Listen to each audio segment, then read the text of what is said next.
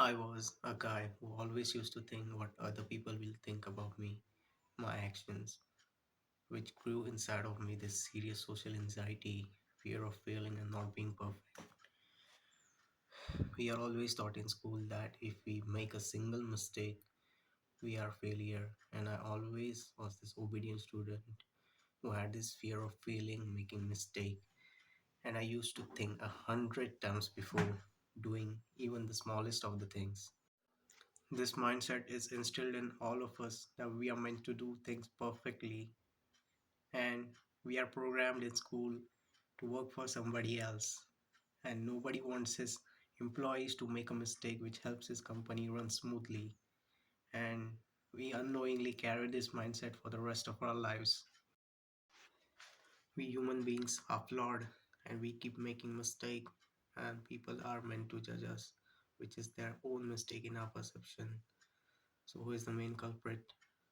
Us or the people who are judging us? Or is it the mistake of teacher who taught us that we should not make mistake? Or is it the mistake of someone else who taught our teachers that you should teach this concept to your students? Or is it the mistake of the man who created schools? Or is it the mistake of God who created us in the first place? Who do you blame? We don't have answer to this question, so let's just keep it aside. There's no point.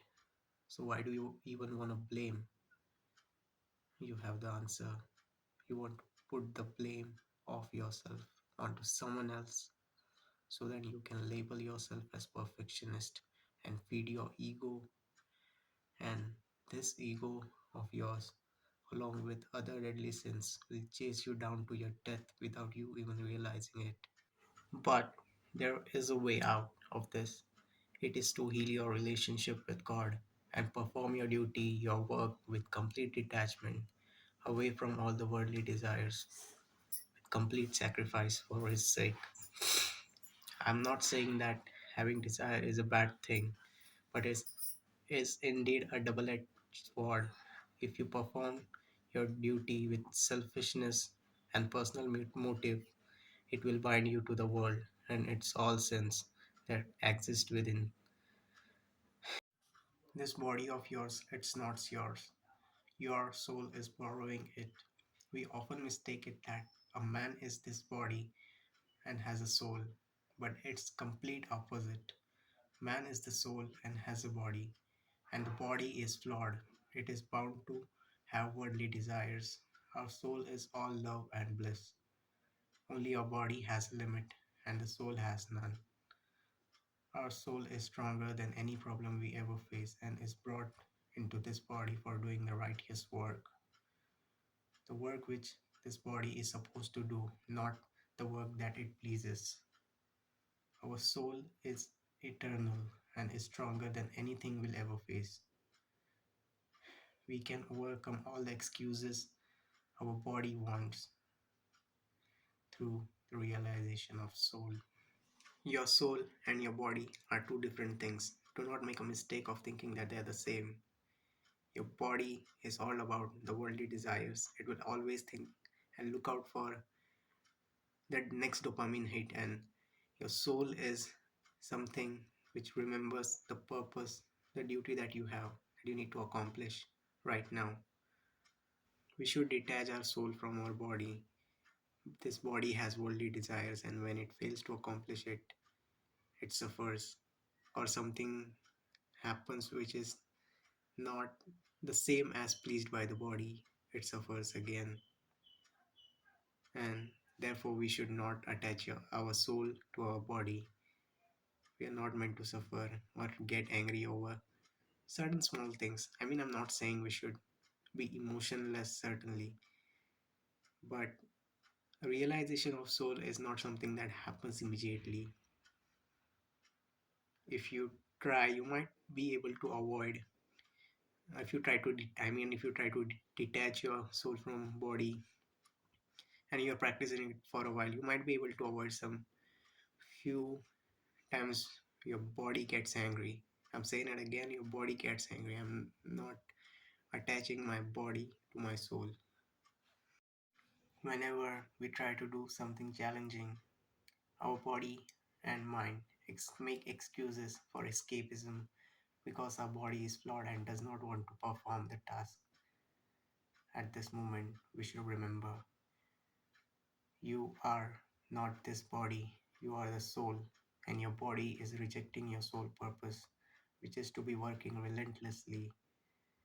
If you realize this one single thing and adapt this mindset, you'll never ever have to search for any motivational videos or to be motivated, and your goal shall be only one, that is to reach the God through your work and fulfill your purpose. You should complete your duty with devotion, self sacrifice, and service.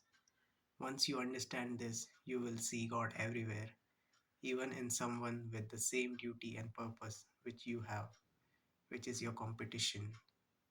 Rather than feeling jealous that he is better than you will see divinity in him and your life will become better. Ever since I realized this, I don't worry about anything. I have only been focusing on my work because I have this one goal of reaching God through my work. I could not care less about other things. I've been pushing myself really hard. My workouts have been better than ever. There might be people out there who thinks working out for an aesthetic body is a worldly desire and a wrong thing to do. But trust me, it's not.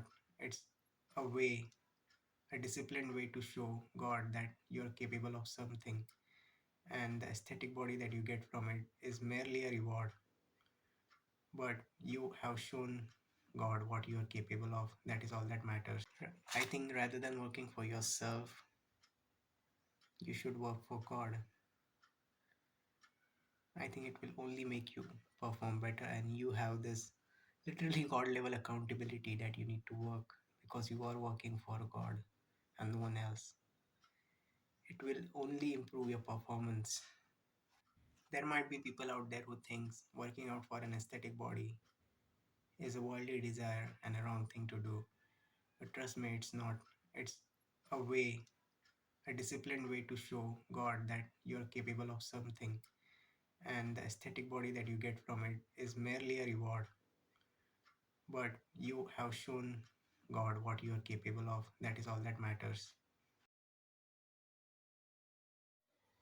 I think rather than working for yourself, you should work for God.